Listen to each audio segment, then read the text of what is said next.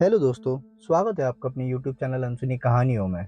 और दोस्तों, कहानी में आगे बढ़ने से पहले मैं आप सभी से दिल से क्षमा चाहता हूँ, क्योंकि काफ़ी दिन हो गए और मैंने आप सभी के लिए कोई भी एक नई कहानी नहीं लाया। और दोस्तों, साथ ही साथ मैं आपसे ये भी बताना चाहता हूँ कि अगर आपके पास कोई अपनी कहानी हो जिसे आप हमारे चैनल के माध्यम से दूसरे लोगों तक पहुँचाना चाहते हो, तो आप हमें ईमेल भी कर सकते हो। मैंने हमारे ईमेल का लिंक डिस्क्रिप्शन बॉक्स में डाल दिया है। तो अब दोस्तों, बिना वक्त को बर्बाद करें, हम बढ़ते हैं हमारी कहानी की ओर। तो दोस्तों, आज की कहानी एक ऐसी व्यक्ति की है जिसने अपने पूरे परिवार को एक ही झटके में खो दिया।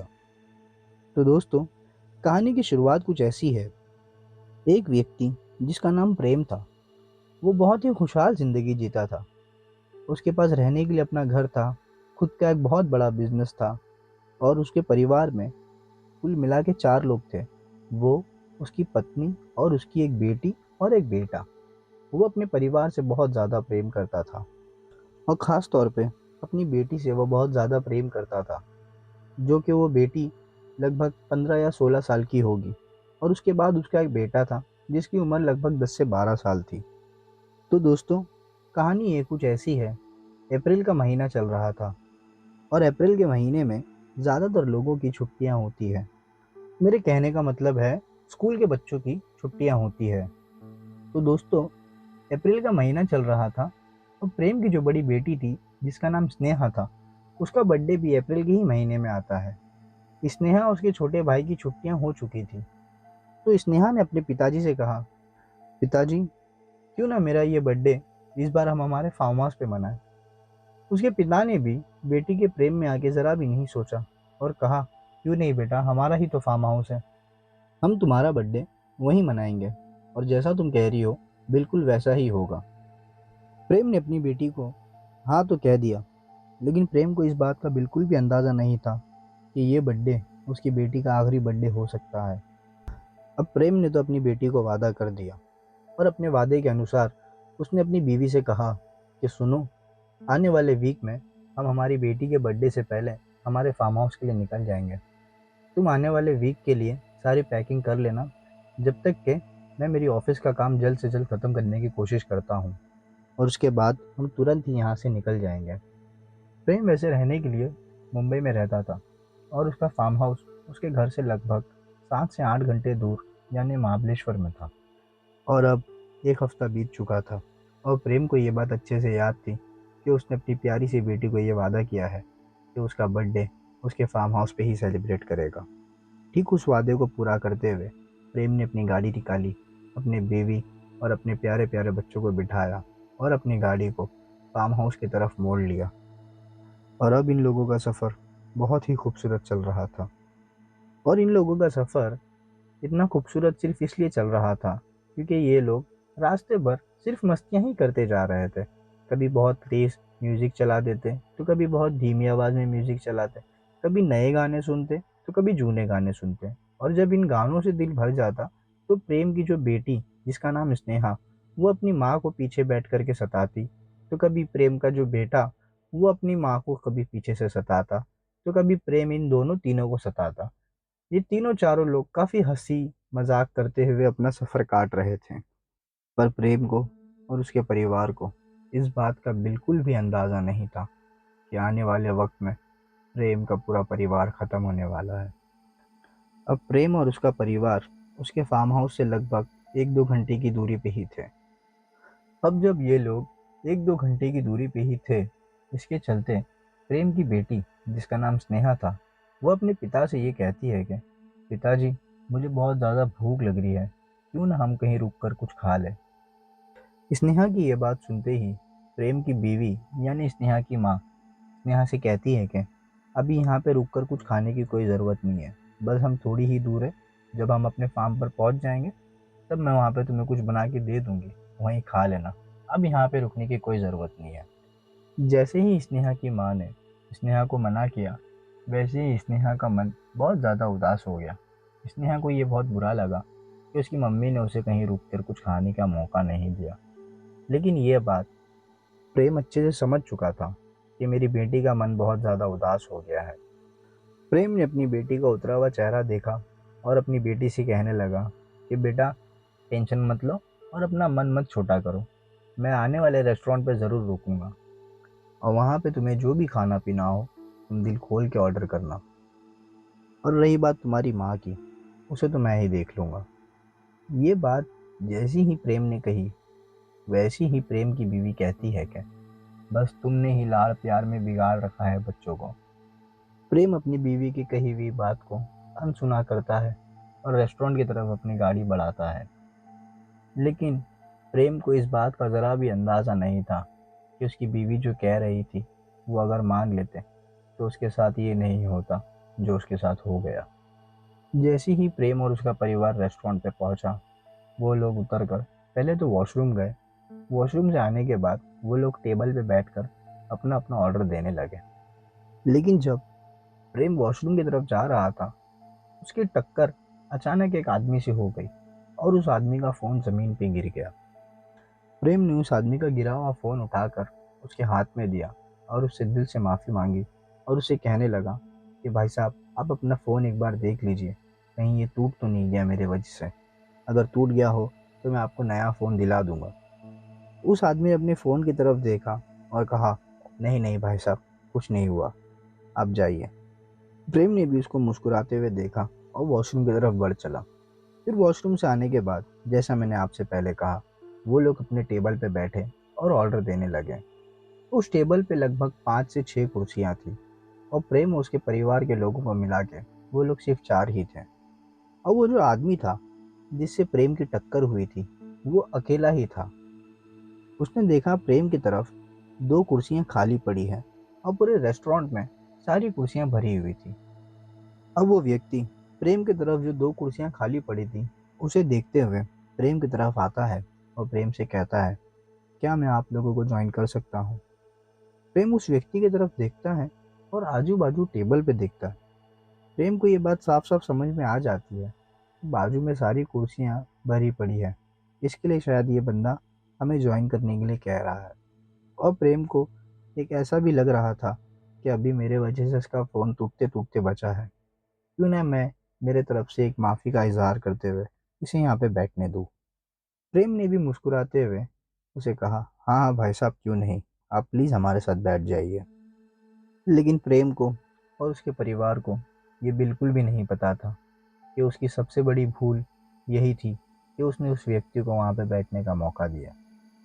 अब वो व्यक्ति प्रेम और उसके परिवार के बीच में बैठ जाता है और प्रेम से और उसके परिवार से बातें करने लगता है, जैसे कि भाई साहब, आपका क्या बिजनेस है या आप क्या काम करते हो। प्रेम की बीवी से भी इसी तरीके से प्यार से बात करते हुए पूछता है कि बहन जी, आप क्या करती हो, क्या आप हाउस वाइफ हो। ये दोनों अपने अपने जवाब देते हैं। अब वो व्यक्ति प्रेम के बच्चों से बात करने लगता है, प्रेम की बेटी से बात करता है, प्रेम के बेटे से बात करता है। ये दोनों भी उसे ठीक ठाक उत्तर देते हैं। अब प्रेम अपने टेबल से उठता है और वो काउंटर की तरफ जाने लगता है ताकि वो खाने का बिल पे कर सके। जैसे ही प्रेम उठ के अपना बटुआ निकालता है, वैसे ही वो व्यक्ति प्रेम को रोकने लगता है और कहता है कि नहीं नहीं भाई साहब, आप ये पैसे मत दीजिए, ये पैसा प्लीज़ मुझे देने दीजिए। आपका परिवार में बैठकर मुझे मेरे परिवार की याद आ गई, आप प्लीज़ ये पैसा मत दो। प्रेम लेकिन उस व्यक्ति की एक भी बात नहीं सुनता है और कहने लगता है कि नहीं नहीं भाई साहब, ये पैसे तो यहाँ पे मैं ही दूंगा, क्योंकि मेरे वजह से आपका फ़ोन भी टूटते टूटते बचा है। और रही बात, आपने खाया भी क्या है, आप क्यों हमारे खाने का बिल पे करोगे? मैं ही आपके खाने का बिल पे करूँगा और हमारे भी खाने का बिल मैं ही पे करूँगा। आप बस हमें सेवा का मौका दीजिए। हमें भी आपसे बात करके बहुत अच्छा लगा। मुझे भी मेरे एक भाई की याद आ गई, जो ठीक आपके जैसा ही बात करता और हँसता खेलता था। प्रेम की ये बातें सुन के वो व्यक्ति कहने लगा, ठीक है भाई साहब, जैसा आपको ठीक लगे, आप ही बिल दे दीजिए। अब प्रेम वहाँ पे बिल देकर अपने परिवार को लेकर वहाँ से निकलने लग रहा था। जैसे ही प्रेम अपने परिवार को लेकर के गाड़ी में बैठता, वैसे ही वो व्यक्ति गाड़ी के सामने आ जाता और पीछे बैठे हुए प्रेम के दोनों बच्चों से कहता कि थोड़ा सा कांच उतारिए ना प्लीज़। प्रेम की बेटी उस साइड बैठी होती है जिस साइड से वो आकर कांच खटखटाता है। प्रेम की बेटी अपनी साइड की विंडो उतारती है जैसे ही वो विंडो उतारती है, वो उससे पूछती है, क्या हुआ अंकल, सब कुछ ठीक तो है? वे व्यक्ति प्रेम की बेटी को जवाब में कहता है कि सब कुछ तो ठीक ही है बेटा, बस आपके पापा ने मुझे वहाँ पे बिल नहीं देने दिया। लेकिन हाँ, मैं ये चाहता हूँ कि मेरे पास मेरे गांव के कुछ खास लड्डू है जो मैं आप दोनों को खिलाना चाहता हूँ। जैसे ही वो व्यक्ति गांव के लड्डू की बात करता है, प्रेम की बीवी साफ साफ उस व्यक्ति को मना कर देती है और कहती है, नहीं नहीं भाई साहब, लड्डू की कोई ज़रूरत नहीं है, आप कहाँ फॉर्मेलिटीज़ पूरी करने में लगे हो। वही व्यक्ति कहता है कि भाभी जी मुझे मत रोकिए, ये लड्डू भी खास बच्चों के लिए ही है। ये बात सुनते ही प्रेम कहता है कि हाँ हाँ ठीक है भाई साहब, कोई बात नहीं, वैसे भी मेरे बच्चे आपके बच्चे जैसे ही है और आप इतने प्यार से दे रहे हो तो हमें मना करना भी अच्छा नहीं लगेगा। अब प्रेम ने उस व्यक्ति को ये बात कह तो दी कि आप मेरे बच्चों को आप जो चाहे वो खिला सकते हो, लेकिन वो ये नहीं जानता था कि उसके ये सफ़र की सबसे बड़ी गलती करने वो जा रहा है, जिसके कारण उसका परिवार उससे जुदा हो सकता है। जैसे ही प्रेम ने उस व्यक्ति को अनुमति दे दी, उस व्यक्ति ने अपनी जेब से एक लड्डू निकाला और कहने लगा, मुझे माफ़ करना बेटा, लड्डू तो शायद मेरे पास दो तीन थे, लेकिन क्या पता दो कहाँ चले गए, अभी तो एक ही बचा है। एक काम करो, इस लड्डू को बेटी तुम ही खा लो, इस बच्चे के लिए मैं दोबारा कुछ और तोहफे ले आऊँगा। आप बस मुझे आपका एड्रेस दे दीजिए ताकि मैं आपसे आने वाले वक्त में भी मिलता रहूं और आपके बच्चों को इस कदर प्यार देता रहूं। उस व्यक्ति की ये बात सुन के प्रेम कहता है कि अरे नहीं नहीं भाई साहब, कोई बात नहीं, आपने वहाँ से यहाँ तक आए, आपको ये याद था कि हम लोग यहाँ से जाने वाले हैं और आप इतनी फ़िक्र रख के हमसे मिलने के लिए आए, ये लड्डू के बहाने, हमें यही बहुत अच्छा लगा। बाद में आकर के आपको तोहफे फैलाने की कोई ज़रूरत नहीं है, आप जब भी हमारे पास आना, हमारे मेहमान बन के ही आना, ये फॉर्मेलिटी करने की कोई भी ज़रूरत नहीं है। बस ये बात कहते ही उस व्यक्ति ने वो लड्डू निकाल कर उसकी बेटी को दिया और उसकी बेटी ने भी बिना सोचे समझे वो लड्डू को एक ही बार में पूरा खा लिया। जैसे ही प्रेम की बेटी ने वो लड्डू निकाल कर खा लिया, वैसे ही प्रेम अभी उस व्यक्ति से कहने लगा, चलिए भाई साहब, अब मैं यहाँ से बढ़ता हूँ, अभी हमें और दूर जाना है, तो अभी आप हमें इजाज़त दीजिए। वो व्यक्ति भी प्रेम को मुस्कुराते हुए कहता है, हाँ हाँ जी भाई, ज़रूर, आप ज़रूर जाइए। अब प्रेम अपनी गाड़ी स्टार्ट करता है और आगे की तरफ बढ़ चलता है। लेकिन ना जाने क्यों वो व्यक्ति जिसने प्रेम की बेटी को लड्डू दिया था, वो प्रेम की गाड़ी को जाते हुए देखता और अपने दांत पीसते रहता। उसे ऐसा लगता कि क्या पता कुछ काम उसका अधूरा रह गया हो, लेकिन ये बस उसका शक ही था कि उसका कोई काम अधूरा रह गया है। हकीकत में तो उसने अपने काम को पूरी तरीके से अंजाम दे चुका था।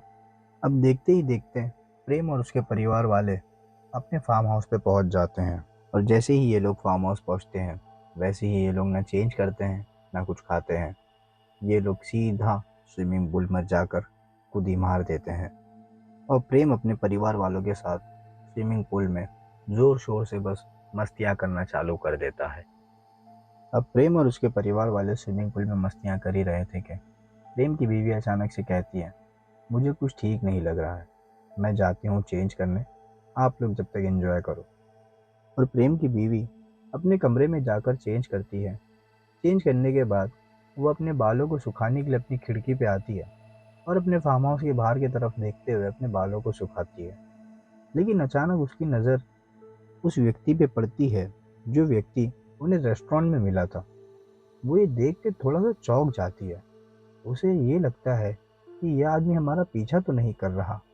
वो जैसे ही उस व्यक्ति को देखती है, वो बहुत ज़्यादा डर के मारे अपने पति के पास आती है और कहने लगती है कि प्रेम, वो व्यक्ति जो हमें रेस्टोरेंट में मिला था, वो हमारे घर के बाहर खड़ा हुआ है। प्रेम अपनी पत्नी से कहता है, तो इसमें डरने वाली क्या बात है, वो वहाँ मिला था तो वो यहाँ भी मिल सकता है, तुम टेंशन मत लो, तुम जाओ अपना काम करो, मैं उसे देखता हूँ। बस ये कहकर प्रेम भी अपने कपड़े चेंज करता है और अपने फार्म हाउस के गेट पे आता है और उसे देखता है। तो वो प्रेम से कहने लगता है, कुछ नहीं भाई साहब, मैं बस यहीं से गुजर रहा था, मैंने आपकी गाड़ी यहाँ पे पार्क देखी। कुछ नहीं भाई साहब, मैं भी बस यहीं से गुजर रहा था, तो मैंने यहाँ पे बाहर आपकी गाड़ी पार्क हुई देखी, तो मुझे लगा कि आप लोग हो ना हो इसी फार्म हाउस में होंगे। असल में मेरे फ़ोन की बैटरी एकदम लो हो चुकी है और मेरा फ़ोन बंद हो गया है।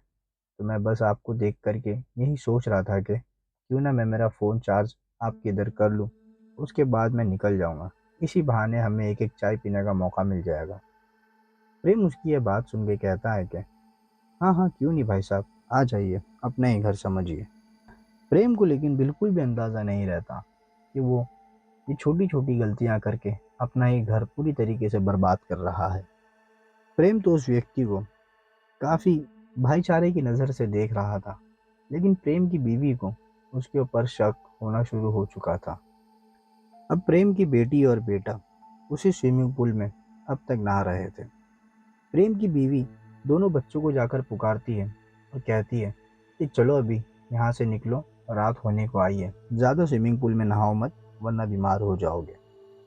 वो ये कहकर दोनों को निकालती है और जैसे ही ये दोनों स्विमिंग पूल से निकलकर अपने कमरे की तरफ बढ़ने लगते हैं, वैसे ही ये दोनों देखते हैं कि वही रेस्टोरेंट वाले अंकल अभी हमारे घर में बैठे हुए हैं। ये बात स्नेहा के छोटे भाई के लिए तो काफ़ी आम थी। उसने इस बात पे बिल्कुल भी गौर भी नहीं किया, लेकिन स्नेहा थोड़ी सी चौंक गई और वहाँ की वहीं खड़ी रह गई। स्नेहा की माँ स्नेहा को पीछे से पुकार रही थी और कह रही थी कि जल्दी चलो चेंज कर लो और उसके बाद कुछ खा लेना, लेकिन स्नेहा वहाँ से हिल ही नहीं रही थी, जैसे मानो उसने अपनी माँ की बात सुनी ही नहीं हो। वैसे स्नेहा की माँ का ये कहना था कि स्नेहा बिल्कुल भी अपनी माँ की बात नहीं सुनती थी। स्नेहा काफ़ी लाड़ प्यार में पली हुई बेटी थी, तो वो किसी की बात को ज़्यादा नहीं सुनती थी। स्नेहा की माँ के लिए काफ़ी आम बात थी कि मैं उसे कुछ कह रही हूँ और वो सुन नहीं रही है। लेकिन जैसे ही उस व्यक्ति ने स्नेहा से कहा कि जाओ बेटी चेंज कर लो और चेंज करके अगले 5 मिनट में तुम नीचे आ जाना, वैसे ही स्नेहा दबे पांव ऊपर गई, चेंज करी और अगले ही 5 मिनट में उस अंकल के पास आके बैठ गई। ये बात स्नेहा की माँ के लिए बिल्कुल भी एक्सेप्ट करने वाली नहीं थी। स्नेहा की माँ ना जाने क्या क्या सोचने लगी थी और स्नेहा की माँ काफ़ी हद तक के सही भी सोच रही थी, क्योंकि वो आदमी जो था वो कोई आम आदमी नहीं बल्कि वो एक शैतान था। और उसने जो स्नेहा को लड्डू दिया था वो कोई उसके गांव का लड्डू नहीं, बल्कि उस लड्डू की वजह से उसने स्नेहा को अपने वश में कर चुका था। स्नेहा बिल्कुल वैसा ही करने लग रही थी जैसा जैसा वो कह रहा था, और इसी तरह से वो स्नेहा को अजीब अजीब काम देता और स्नेहा उसकी एक आवाज़ पे करते रहती। ये बात अब स्नेहा के पिता को यानी प्रेम को उसको भी बहुत ज़्यादा परेशान करने लगी थी। स्नेहा के पिता ने उस व्यक्ति को उसका फ़ोन चार्जिंग से निकाल के दिया और कहने लगा अभी आप यहाँ से जा सकते हैं, अब हमारी फैमिली को आप और डिस्टर्ब मत करिए। उस व्यक्ति ने प्रेम की तरफ मुस्कुराते हुए देखा और कहने लगा अब मैं यहाँ से कहीं नहीं जाने वाला। जैसे ही प्रेम ने उस व्यक्ति के मुंह से ये बात सुनी कि वो कहीं नहीं जाने वाला, प्रेम ने उस व्यक्ति का गिरेबान पकड़ा और अपने घर के बाहर धकेलने लगा। जैसे ही उसने उसका गिरेबान पकड़ा, वैसे ही वो व्यक्ति स्नेहा को कहता है कि स्नेहा तुम एक काम करो, चाकू उठाओ और तुम्हारे पिताजी को मार दो। स्नेहा ठीक वैसे ही चाकू उठाती है और अपने पिताजी की तरफ चाकू से हमला करने के लिए बढ़ जाती है। जैसे ही स्नेहा चाकू उठाकर उसके पिता की तरफ हमला करने के लिए जाती है, वैसे ही स्नेहा की माँ बीच में आ जाती है और उसे रोक देती है और कहने लगती है रुक जा मेरी बेटी रुक जा, मत कर, तेरे सर पे क्यों ऐसा शैतान सवार है। वो अपनी माँ की एक बात भी नहीं सुनती और अपनी माँ से अपना हाथ छुड़ाकर उसके पिता को मारने की पूरी कोशिश करती, लेकिन इसी के चलते वो शैतान स्नेहा से कहता है कि एक काम करो स्नेहा, तुम अभी वहीं रुक जाओ। जैसे ही वो शैतान स्नेहा से कहता है कि तुम रुक जाओ, स्नेहा वहीं की वहीं रुक जाती है और ऐसे रुक जाती है जैसे मानो वो स्नेहा नहीं उसका पुतला हो। वो जरा भी ना हिलती है और ना कुछ बोलती है। स्नेहा की ये हरकत देखकर स्नेहा के माता पिता बहुत ज़्यादा घबरा जाते हैं और वो दोनों उसके आगे हाथ पैर जोड़ने लगते हैं और रोते रोते कहने लगते हैं कि आप हमारा पीछा छोड़ दो, मेरी बेटी का पीछा छोड़ दो, हमें सुकून से जीने दो। आपको जो चाहिए वो मैं आपको दे दूँगा। आप प्लीज़ हमें माफ़ कर दीजिए, हमसे जो भी गलती हुई होगी, आप जो भुगतान बोलोगे मैं वो भुगतान कर दूँगा। स्नेहा के पिता की ये बात सुनकर वो शैतान थोड़ा-सा सोचता है और कहने लगता है कि एक काम करो, तुम्हारे पास अभी जितना भी कैश है और जितना भी सोना रखा हो, वो सब मुझे दे दो और जिस बैग में तुम ये सब भरोगे, उसी बैग में तुम सभी लोगों के फ़ोन भी डाल देना। जैसे ही तुम मुझे ये सब दे दोगे, मैं यहाँ से चले जाऊँगा और तुम्हारी बेटी को अपने वश से आज़ाद कर दूँगा। जैसे ही उस शैतान ने ये बात अपनी पूरी करी, वैसे ही प्रेम भागा-भागा गया, अपने कबाट खोलकर सारा कैश निकाला, सारी ज्वेलरी निकाली और सब कुछ निकाल कर उसके सामने रख दिया। साथ ही साथ अपनी बीवी का, अपने बच्चों का फ़ोन भी उठाकर उस थैली में डाल दिया। जैसे ही उस व्यक्ति को उसने सब कुछ उठा कर के दिया, वो व्यक्ति ने वो सब कुछ लिया और स्नेहा को कहा, चलो स्नेहा अब मैं जाता हूँ, तुम जब तक के बैठी रहो और आराम करो। और उसके पिता से कहने लगा, चलो ठीक है, अब मैं यहाँ से जा रहा हूँ। और वो उस दरवाजे से निकल गया। जैसे ही वो वहाँ से निकला, वैसे ही प्रेम और उसकी बीवी बहुत ज़्यादा सुकून की सांस लेने लगे थे। लेकिन उन्हें ये नहीं पता था कि अब तक के मुसीबत टली नहीं है। ये दोनों अब सुकून की सांस ले ही रहे थे कि अगले ही पल प्रेम की बीवी बाहर की तरफ ये दिखती है कि जोरों से आग भड़क रही है। प्रेम की बीवी जैसी ही ये चीज़ देखती है, वैसे ही वो प्रेम से कहती है कि बाहर क्या हो गया है, इतनी आग क्यों जल रही है। जैसे ही प्रेम ने भी वो आग देखी, उसने अपनी बीवी को साथ में लिया और दरवाज़ा खोला। जैसे ही ये दोनों दरवाज़ा खोलते हैं, तो वो ये देखते हैं कि वो शैतान बिल्कुल उनके दरवाजे के सामने ही खड़ा है और उन्हें इशारा करके दिखाता है, ये देखो, जो तुमने मुझे पैसा और सोना दिया, उसकी मेरी नज़र में कोई कीमत नहीं है। ये सब तुम इंसानों के लिए ही है। अब प्रेम की मुश्किल बहुत ज़्यादा बढ़ चुकी थी। उन्हें इस बात पे पूरी तरीके से यकीन हो चुका था कि ये शैतान इतनी आसानी से पीछा छोड़ेगा नहीं। अब प्रेम और उसके घर वाले किसी को फ़ोन करके किसी से मदद भी नहीं मंगा सकते थे, क्योंकि उस शैतान ने उनका फ़ोन और उनका पैसा सब इकट्ठे ही जला चुका था। अब प्रेम की सांसें ऊपर नीचे होने लगी थी और वो एक तरफ उस शैतान को देखता और दूसरी तरफ उसकी बेटी को, जिसके सर पे मानो खून सवार हो। उसे बस ये काफ़ी था कि बस वो शैतान ये बोल दे कि स्नेहा इसे कत्ल कर दो, तो वो उसे कत्ल भी कर देती।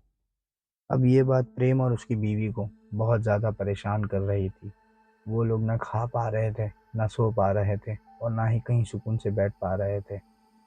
और वो शैतान प्रेम की बेटी को इस कदर परेशान कर रहा था कि जिसकी कोई हद नहीं। कभी वो शैतान स्नेहा से ये कहता कि लाउड म्यूज़िक लगाओ और बहुत तेज़ी से नाचो। जब वो नाच-नाच के थक जाती, तो भी उसे कहता कि तुम्हें थकना नहीं है, तुम्हें सिर्फ नाचते रहना है।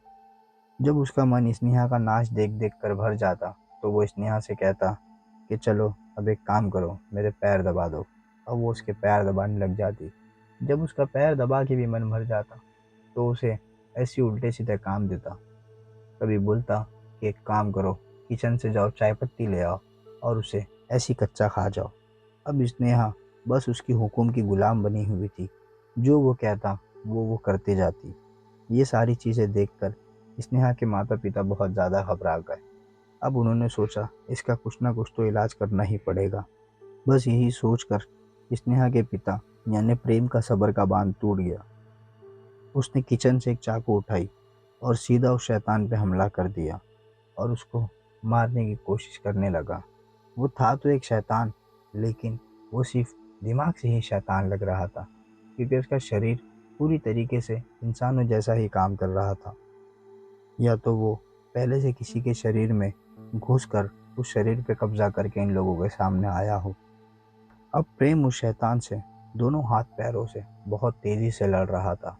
बहुत कोशिश की उसने उस शैतान को मारने की, लेकिन प्रेम से भी कुछ खास हो नहीं पाया, क्योंकि जैसे ही शैतान के ऊपर प्रेम का दाँव भारी पड़ता, वैसे ही शैतान स्नेहा को आवाज़ देता और अपनी मदद करने के लिए कहता।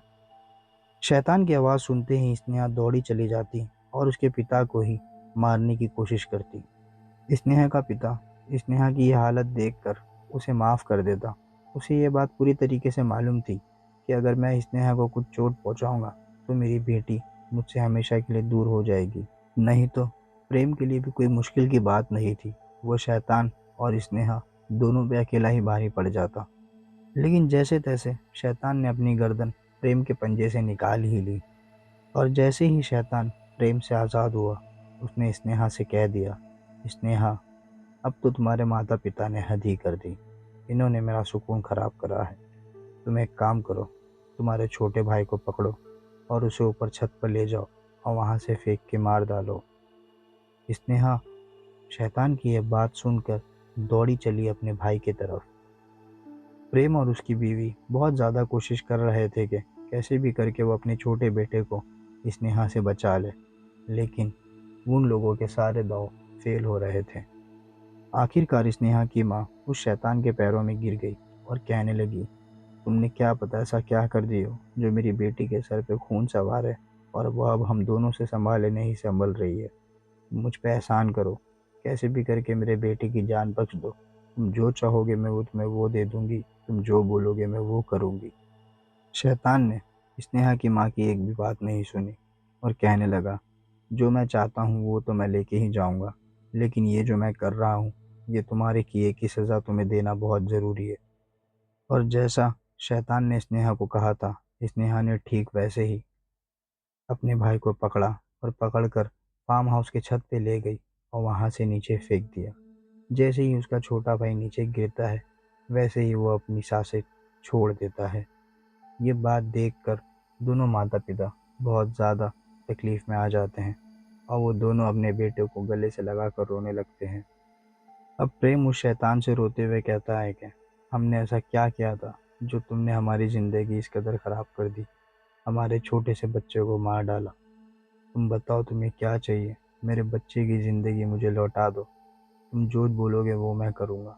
तुमने जिस तरीके से मेरी बेटी को अपने काबू में ले लिया है, मुझे यकीन है कि तुम मेरे बेटे के भी शरीर में जान लौटा दोगे। तुमको जो जादू करना पड़े तुम करो, जितना पैसा खर्चा होगा मैं दूंगा, मुझे बस मेरा बेटा लौटा दो। शैतान प्रेम की इस बात के जवाब में कहने लगा, बेटा तो तुम्हारा वापस आएगा नहीं, और रही बात ये तुम्हारी बेटी की, इसे भी मैं मेरी बंधक बना के लेके जा रहा हूँ। प्रेम के लाख समझाने पर भी वो शैतान एक बात नहीं माना और उसने स्नेहा से कह दिया, चलो स्नेहा, तुम्हें भी मेरे साथ चलना है। स्नेहा भी ऐसे हाथ पैर झटक कर उस शैतान के साथ निकलने लगी जैसे मानो कुछ हुआ ही नहीं हो। और देखते ही देखते स्नेहा उस शैतान के साथ फार्म हाउस से निकल पड़ी। अब प्रेम और उसकी बीवी बहुत ज़्यादा गम में, बहुत ज़्यादा आंसू के साथ रो ही रहे थे कि थोड़ी ही देर में प्रेम की बीवी की भी रोते रोते आंख बंद हो गई, क्योंकि वो इस सदमे को बिल्कुल भी झेल नहीं पाई। उसकी आंखों के सामने उसका बेटा दुनिया से चला गया और उसकी बेटी हमेशा के लिए पराई हो गई। बस इन सारी चीज़ों का टेंशन लेकर उसे भी हार्ट अटैक आ गया और वो भी उसी जगह पे ही मर गई। कल तक के जिस प्रेम का परिवार हंसी खुशी रह रहा था, जिसके लिए प्रेम ने इतनी दौलत कमाई थी और इतनी सब कुछ बना के रखा था, वो सब कुछ पानी पानी हो गया। अब उसकी बेटी भी उसके पास नहीं रही, उसका बेटा भी कुछ वक्त पहले ही मर गया और उसकी बीवी उन दोनों बच्चों के गम में हार्ट अटैक से मर गई। अब प्रेम की ज़िंदगी कुछ ऐसी हो गई थी जो किसी काम की नहीं थी। अब प्रेम के पास भी जीने के लिए कोई चारा बचा नहीं था। उसने भी अपनी बीवी, बच्चा, बेटी सबको गंवा चुका था। तो दोस्तों, इसी के साथ ये कहानी यहीं ख़त्म होती है। अब मिलते हैं अगली कहानी में।